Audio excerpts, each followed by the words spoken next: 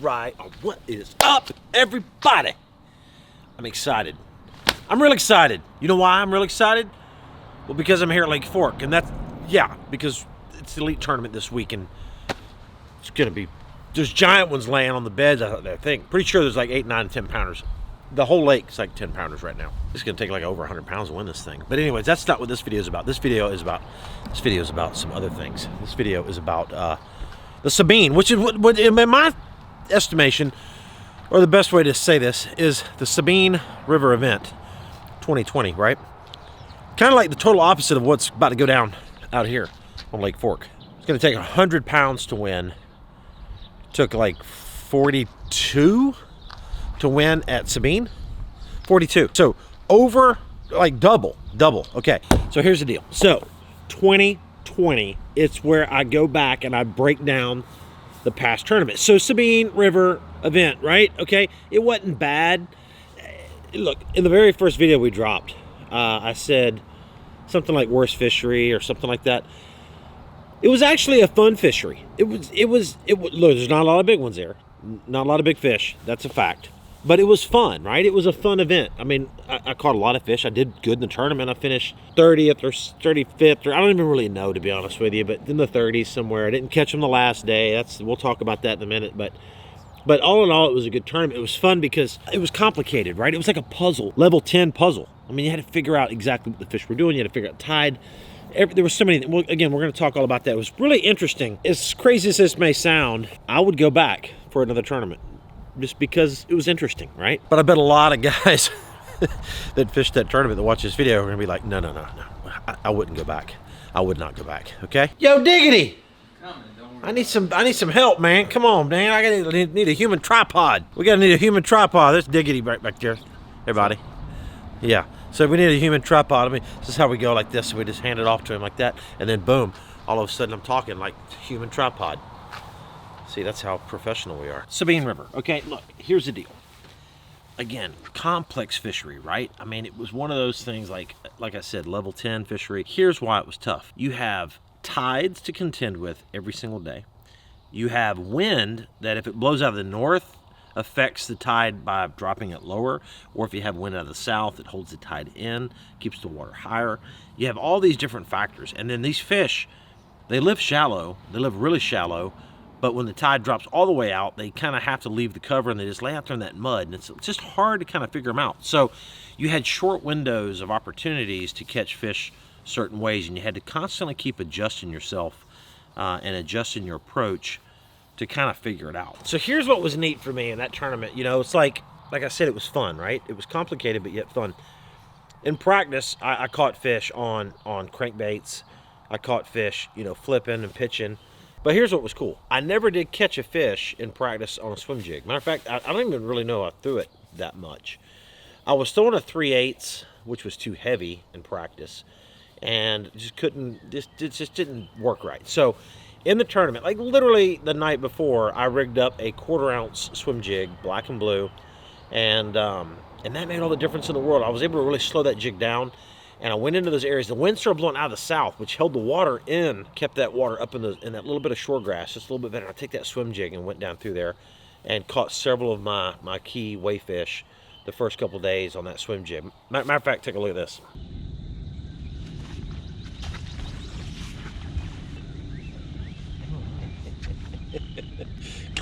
Yeah.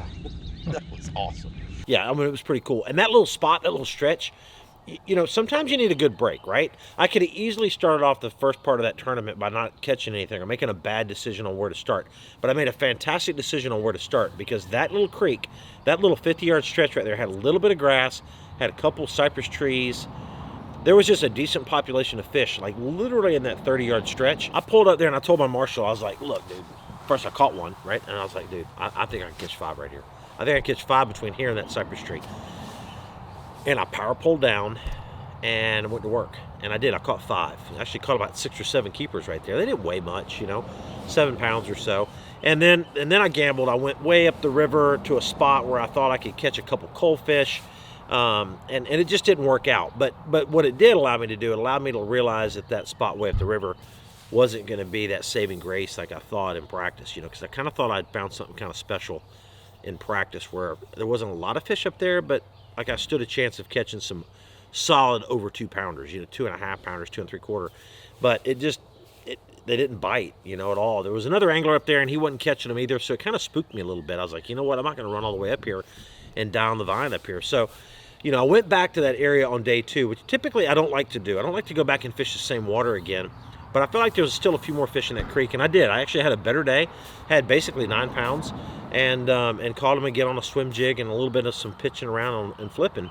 But now we get to day 3, and this is where it's kind of like frustrating, right? So here's where it got a little frustrating for me. It's like day 3. I kind of used up all my opportunities, really, the first 2 days. I didn't have 4 days worth of fish. I knew that going in, but I thought to myself, okay, this is a little bit of a gamble day, right? I could possibly just gamble and go to Houston on day 3, or I could run way up the river, which I did practice up there. I didn't catch them at all, but I could run way up the river and just do a Hail Mary up there, one of those oxbows.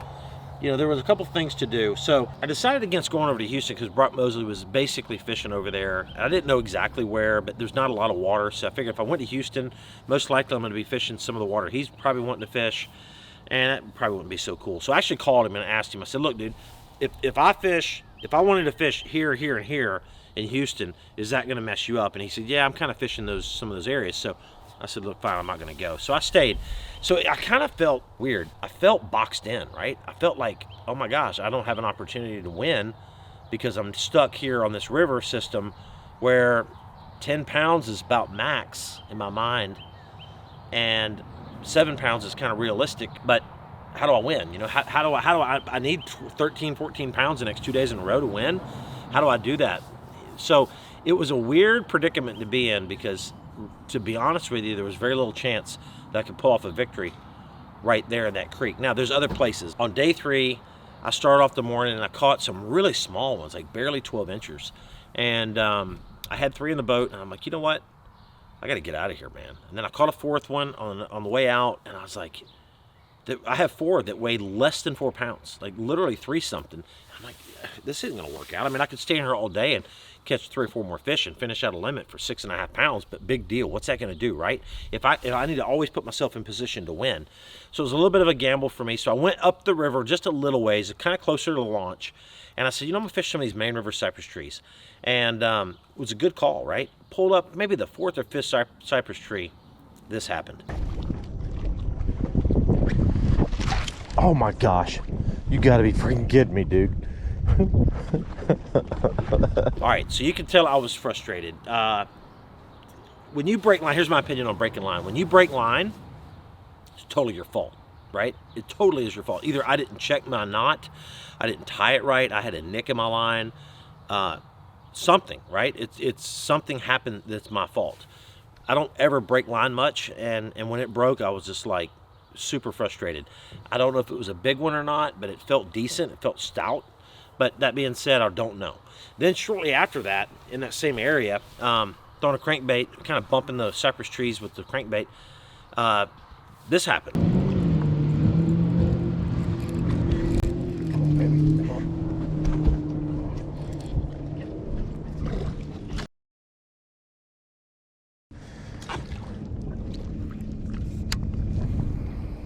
Yeah, so now my frustration level is kind of getting into like this level 8 or level 9. We're on a level 10 puzzle, but my frustration's almost at a 10. That's kind of a bad thing to be. So I had that fish. It hit me. It ran at me. It was some pad stems in the water. It was just kind of an awkward position to be in, and the fish came off. It just did. And I saw this fish. It was a 2.5, 3 pound fish.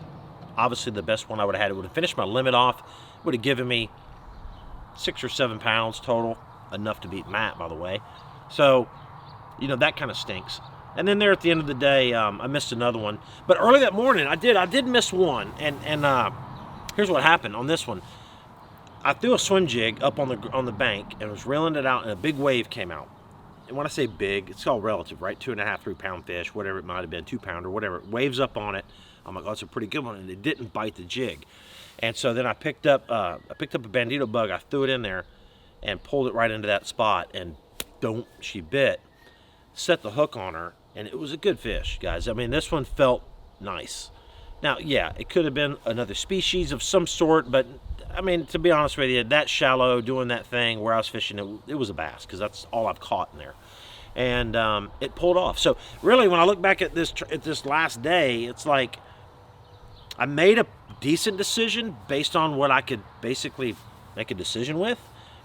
And I had 3 bites that would have given me not enough to make the top 10, I don't think, but enough to be real close to that. You know, I really feel like those fish would have put me in a lot better position, but it just didn't work out. And that's the way it goes sometimes. It's like those tournaments that you fish clean on, that you don't lose any fish. That's great. It's a blessing.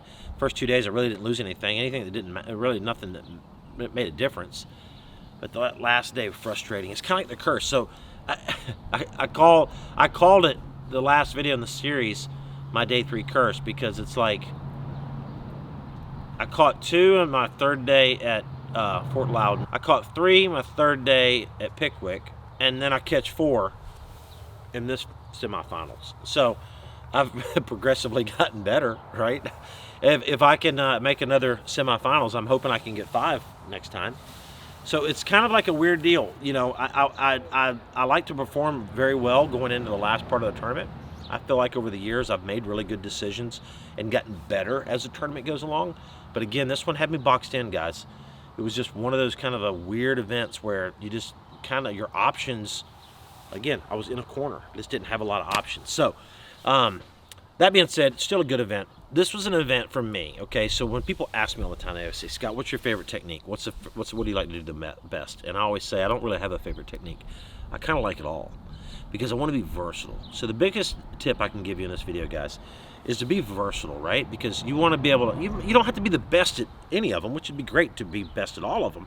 But if you're just good at most of them, that will serve you well fishing these big tournaments like this, because you know, when the conditions set up and you can pick up a swim jig and catch them, or the conditions set up and you can pick up a flipping stick and catch them, or a drop shot, or a shaky head, or a buzz bait, you know, all these different things. You can go up a river and catch them. You can be down on the main part of the lake.